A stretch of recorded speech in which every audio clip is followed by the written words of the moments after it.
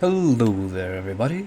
This is Player One, and I like to think. Now, what I like to think about has to change on a day-to-day basis, for if it didn't, I would stay stagnant and never grow, never learn, and never be. Now, just like words change. They change in our language. Our language changes. And it changes off of many different things. Now, those things can be simple, or they could be complex. Now, one thing I'd like to talk about has to do with the word whole. Not the one that has to do with the absence, but the one to mean complete. Now, when one is whole, they feel complete. So I ask the question,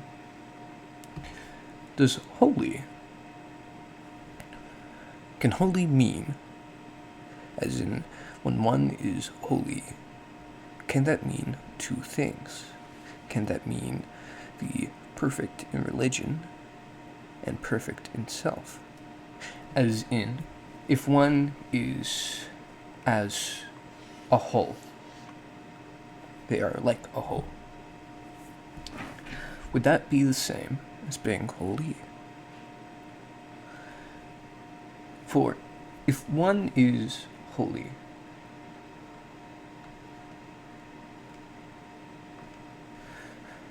would they not be complete?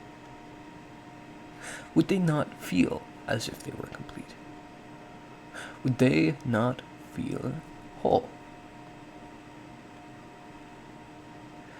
My question is, if this word holy has been corroded and corrupted, as in, has the word changed so that it has lost its connection between whole and holy? Has there been people in the past that have sought out being holy more than being whole? Has corrupt churches after corrupt church made it so that it lost its original meaning?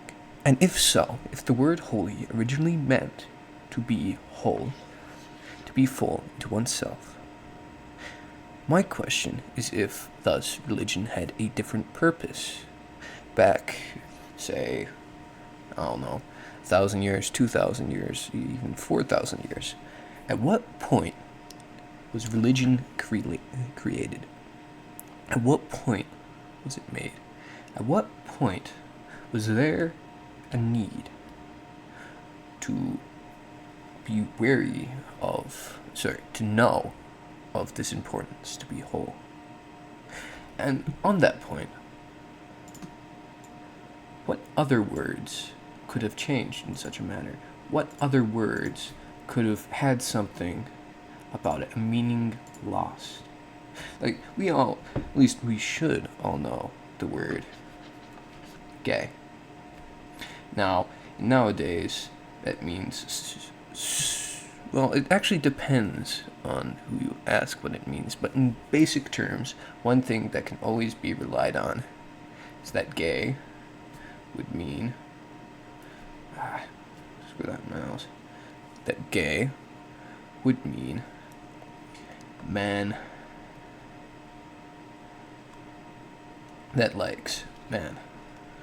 But before that, gay meant happy or joyful, which was probably the reason why this word was chosen to change. Because when you have something that has a positive meaning, and you want to change it to something that's not very accepted, or something that is viewed as negative. Now, I'm not saying this as nowadays. I'm saying that in times where people did not like this, if you made a connection between this and this, then people would see it as better, because then this would come over here and make it positive. The connotations, what feelings a word affects. So when you make this mean this instead of this, but also this, you have the feelings of this go into this. Now, this is important to one thing: the conveying of ideas. Now, the conveying of ideas is used throughout many different things. The news, conversation,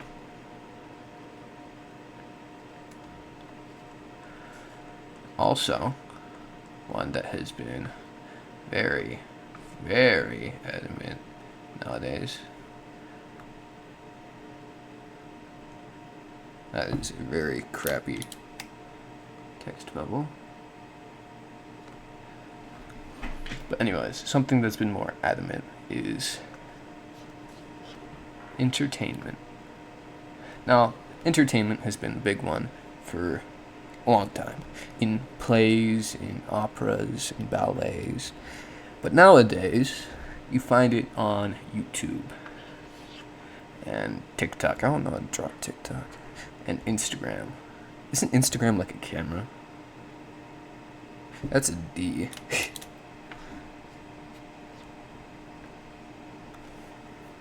All these things.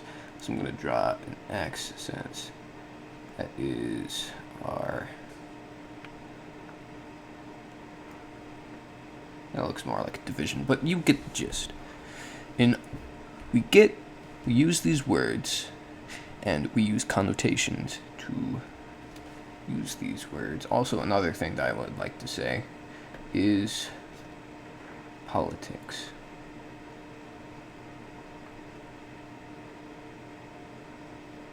Now, I can't draw that very well, since it's a very abstract term. But it's basically the other one, except people inside of that have a tendency to be more aware of these things. Now, connotations are a handy tool and handy principle, but when you use a connotation and use that same word to describe another thing, and have other people to see that change as good, that causes words to lose their original meaning and become the new meaning. So now, that brings us back to where we started. I don't actually know how to spell holiness because of this new thought. Because if holiness is to mean whole, is to mean the first part whole and the second part we, and then ness. Holy. To be whole. Anyways, so if holy meant to be whole, but now means to be religious, and whatever other symbols there are, those are just the ones I know. Now, if we went from this to this, what's the chance that the reason why is because people back then saw religion as being important, so that this had a priority, and they saw that this had a really strong positive, and in this case, religion might have a neutral or even negative connotation. We don't actually know what time this would have happened.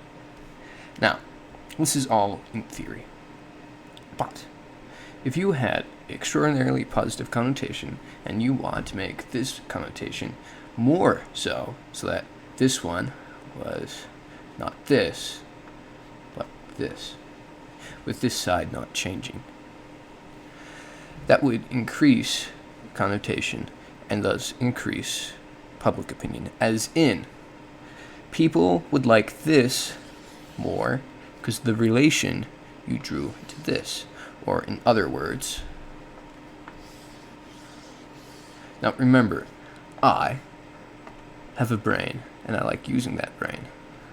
But I don't have a lot of knowledge to back that up. So, anyways. So, you have the meaning of whole, and you have the meaning of religion, and you have a word. That word connects to being whole. Now, if you quickly make a link to religion and being whole through creating a link between your word and being whole, then that link would mean that instead of being this, it'd be this while maintaining connotation. Or in other words, because this has a link to this, and since people like this, people start to like this. Now, there are more and more words that have slowly lost their meaning. Now, I can't remember these words. They were once common to me, but now I know not what they were. But another thing that I do remember is rainbows. Rainbows. And yes, I did just have to try and look at the spectrum of light to try and figure out which order the rainbow would go. But anyways, rainbows. We know them, we love them, and they are quite pretty to look at. Now, there's a reason why I drew my rainbow like this. It's because of a similar change in connotations. This rainbow remains as it was inside my head, and so thus I prefer this rainbow. But the rainbow that I know and am familiar with, along with you, looks something more like, oh, that's what was going on. Something more like, well, it takes a bit to draw. Then you go yellow. Looks something a bit more like this. Now, the meaning of this rainbow has changed. Now, what this has changed has meant it's been more of a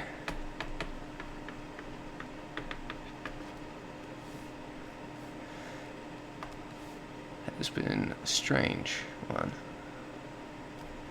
Now, no, that works. Not, screw this. This ain't no English. This one over here. This one means innocence. This one means to be inclusive, to include, to have none left out. Now, I can tell you a few reasons for this, but simply put, the few factors that you need to be aware of are that this one has all the colors, every single one. It's a spectrum. And thus, it would mean to include if you're to use it as a symbol. But before that, it meant the same as this one. Childhood, pureness,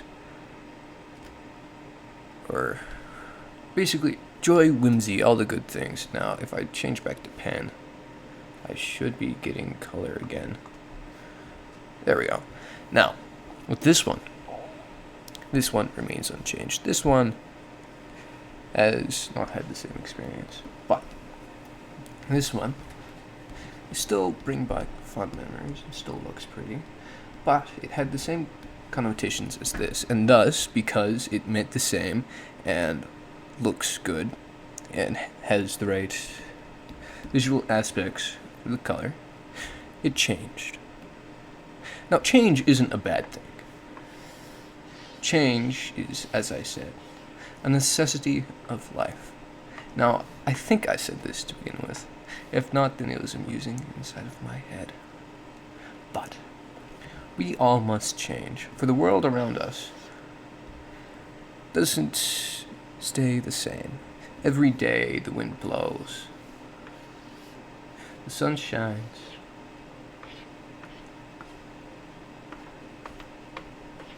and the earth beneath our feet does not move.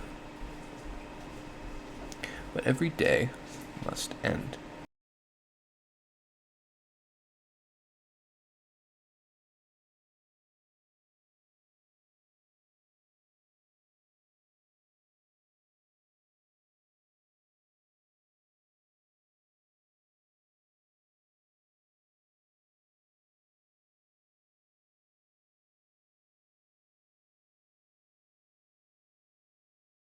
Just realized my mic was on mute, but so what did I do? Okay. Every day it changes. Nothing stays the same. Everything is as it should be, but nothing is as it was before. Seasons shift, and those seasons, as they are, shift. Last winter won't be the same as this winter, or the next, or the next, or the next. You can have cold winters, hot winters, cold winters, freezing winters, and winters that were not at all the same. You can have summers that were cold, summers that were hot, and summers that were hot when the winters were cold. You can have searing summers on freezing winters. You can have a winter instead of a summer. You can have a million different things, and none will be the same. And without that, our lives would not be as they should be. For all that is meant to be. For all that isn't shall still be. Life is a matter of contradictions. And yet still there is more to think. There is more to say. There is more to speak. Words. Something that you may not know is that we say them. No, that was what we would like to call a joke. Like this handwriting. Now, if I could get my handwriting to work, I'd also mention that that was unfunny. Now, what is the purpose of an unfunny joke? Well, none. Or is there? No jokes. They're meant to bring a smile, to make things flow, to bring positive feelings. Jokes are meant to be. Now, a joke doesn't have to be funny to be funny. Now, if that doesn't make sense, think around this edge. No one in their right minds would say that this is funny. But the joke is a joke within a joke. It's a box that is being stored within a box with a lot of insulation. The funny part doesn't come if you look at it as it is. In order to notice what your joke is about, you have to look a layer deeper. It's like how I have found to, but no. A joke can be funny on 3 levels, I believe. Personal, ironic, and what's his face? It's like blunt, but not blunt. It is.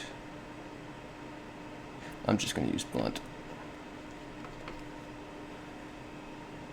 It's either in your face, hidden within layers, as in it's the reverse. A joke is so unfunny that it becomes funny. And then it's personal, which I spelled terribly, I'd like to know. Now, what personal means is that it's only funny because you have thoughts that make it funny, as in a memory of one of your friends or family members doing something absolutely stupid, as in, like, they did something and you laughed at them for an hour straight. Now, this is all fun and games if the person is having fun. I can relate to many occasions where I completely messed up and was just on the floor laughing at how funny it was. But what you have to focus on is that this, a thought, an experience, links to the joke, as to make it so that in order for it to be funny,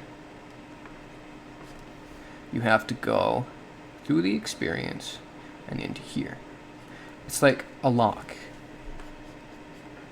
And yes, I am explaining inside jokes. If you don't have the key, it never opens. And the key is this memory. Now, that means that to everyone else, the joke is unfunny.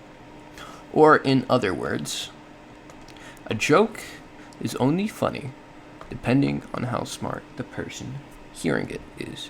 Or, in other words, the beauty is in the eye of the beholder. Now, this is just words.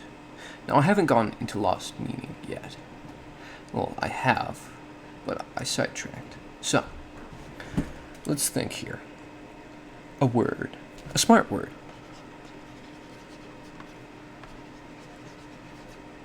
Now, a smart word is smart.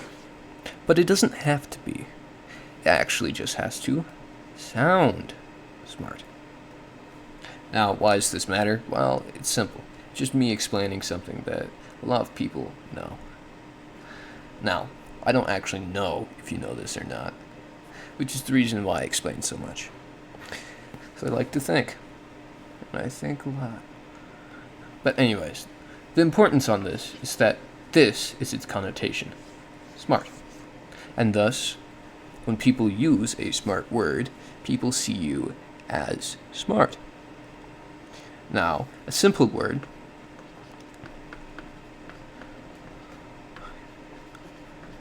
in most cases is superior.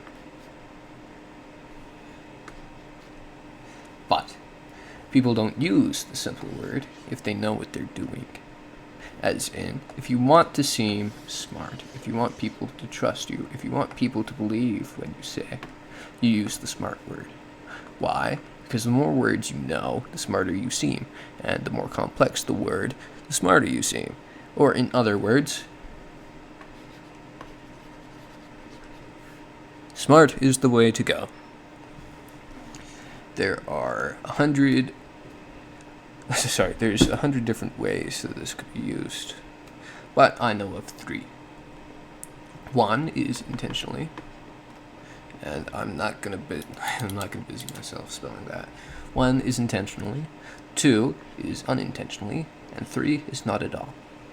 Now, there's actually 4 if you look at it, because unintentionally has 2 pathways. One that is practically the same as this, and one that is not. Now, this one is not the same of either 3. Now, what does this have to do with lost meaning, you would say? Well, simple. When you use a smart word just to seem smart, you lose the meaning of the word. Because when you use a word like this, you expect people not to know this. Or you see that many people don't. But, I said but there's nothing more for me to say, is there? Or, yes, okay, these people right here, these people are what most people would call manipulators. Did you see what I did there? I used 2 things. At least I think it's connotation. Connotation is also a smart word, but I've been using it as it should be used, and I didn't actually think of it as a smart word. So, I either used it like this one or this one. Now, the difference between this one and this one is when you put emphasis on the smart word. Like saying, my hypothesis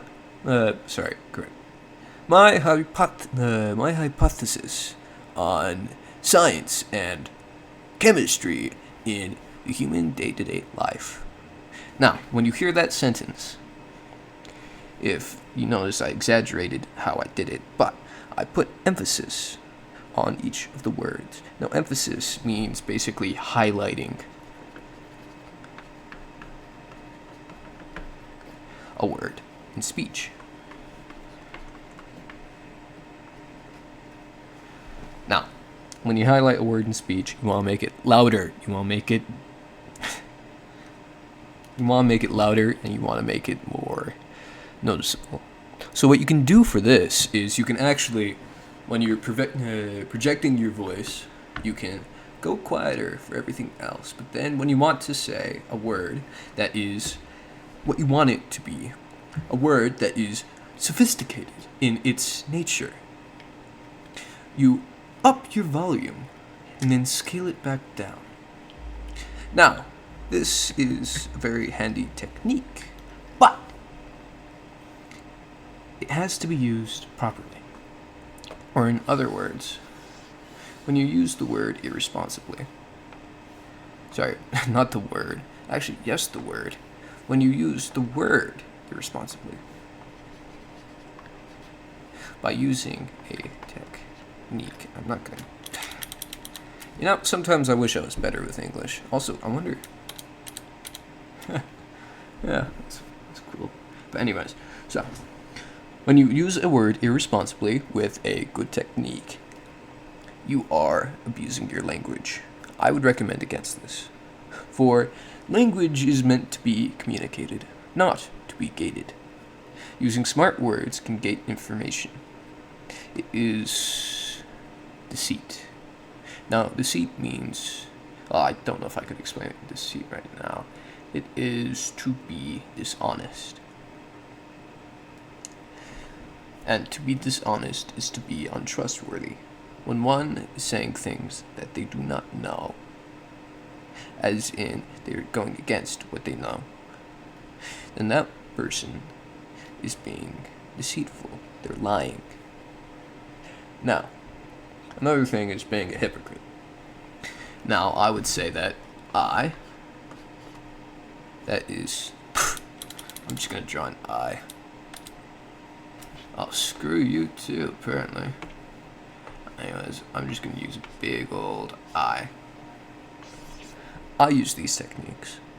I use them, but I don't actually think about them, which kind of goes against the liking to think, but you don't have to think constantly to like to think. Because, in truth, when you like to think, it's when you overcomplicate things on purpose and enjoy it. Now, if this doesn't make sense on why someone would like to think, just note that there's something that you can do to understand that. And that is, listen. When you listen, you can find those meanings. Or in other words, if you want to figure out how I like to think, or what makes me like to think, you have to like to think yourself. For when one thinks, they can find all sorts of new things in the world. Things that they never saw before. For at the beginning, it may seem chaotic and stressful. But when you start going through the thoughts,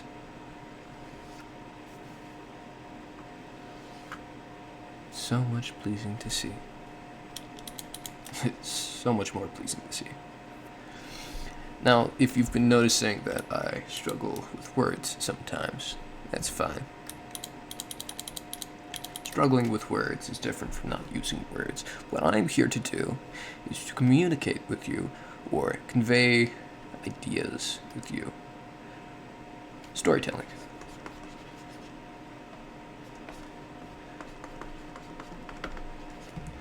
I am telling you stories, thoughts, worlds that are not yet our own. And this is what you see everywhere else. Every conversation, every memory, every video, and every news. Every place that you gain more information, that place is a story. Now, I would note that my dot has disappeared.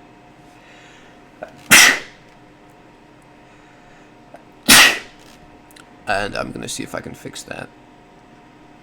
Nope, okay. Well, I tried. Is it like... Oh, it's just my dot straight up disappeared. Okay. Well, I'm just gonna call it an end.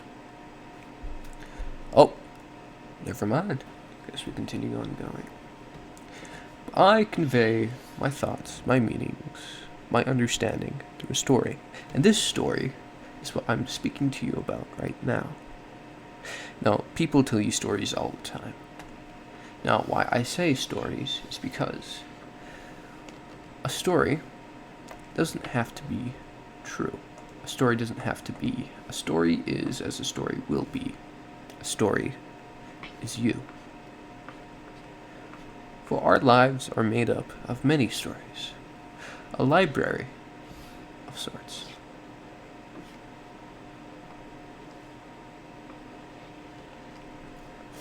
Well, this library contains memories.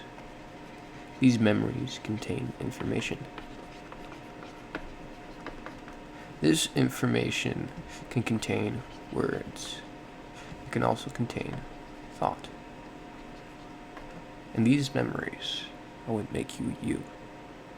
These memories could be seen as a program for an AI.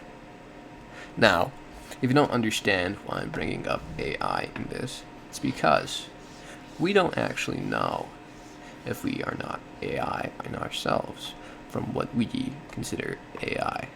Or in other words, we don't know if AI is real. And I bet you a lot of people don't think about that. But AI in itself is a program. And that program, we don't know if it mimics intelligence. Now, there are 101 things that this could mean, and I'm not going to go into that. But something that is important to today is AI. Now, when you think of AI, you think of Chat GPT. At least I think it's GPT. Maybe GPT. Yeah, it's GPT. Chat GPT. Or Sora, or any of those other things.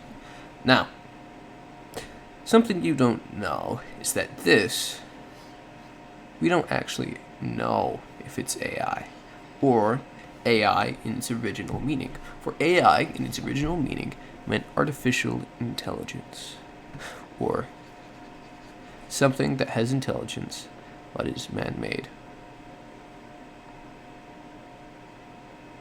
Now, the reason why we don't know is because we don't actually know if these things are intelligent.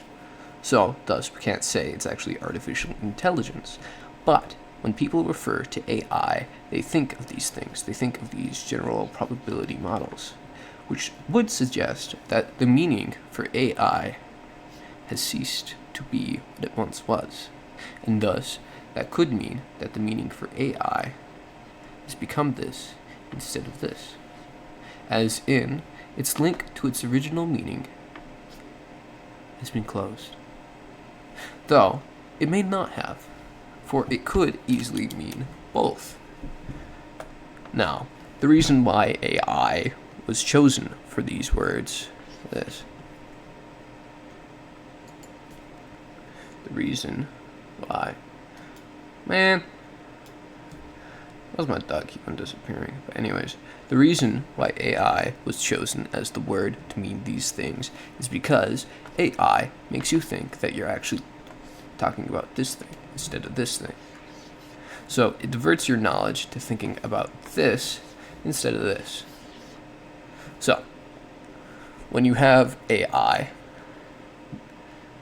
or when you think of AI, when you have this in reality, and you refer to it as AI as its name, you think of artificial intelligence.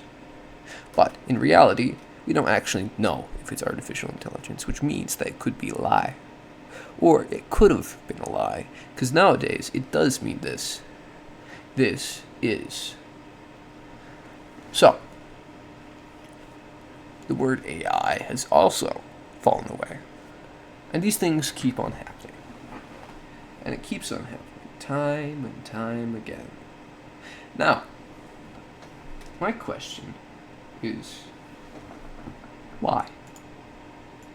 Does it have to do with the nature of all these things that change? All these reasonings, all these places, all these different purposes. Everything that is what it's meant to be. Is it as it should be? Is change really part of our lives? Or is it something that we have made for ourselves? I would say it is. But back in the beginning, when we were just a molecule that could make itself again, a little bunch of things that made more little bunch of things, did it not change there? Was the world more stagnant there? Is the world still meant to be stagnant? And what the crap does this do? Ooh. Ooh! Oh, this is gonna be nice. So anyways, is this meant to be? Or is everything supposed to say that it stays the same? And that is where I leave you off at. The question of, is everything? I'll screw you too. Also, smart question, does this... Oh, that's weird. Is everything as it should be? And that is where I leave you off. And have a good day. Adios.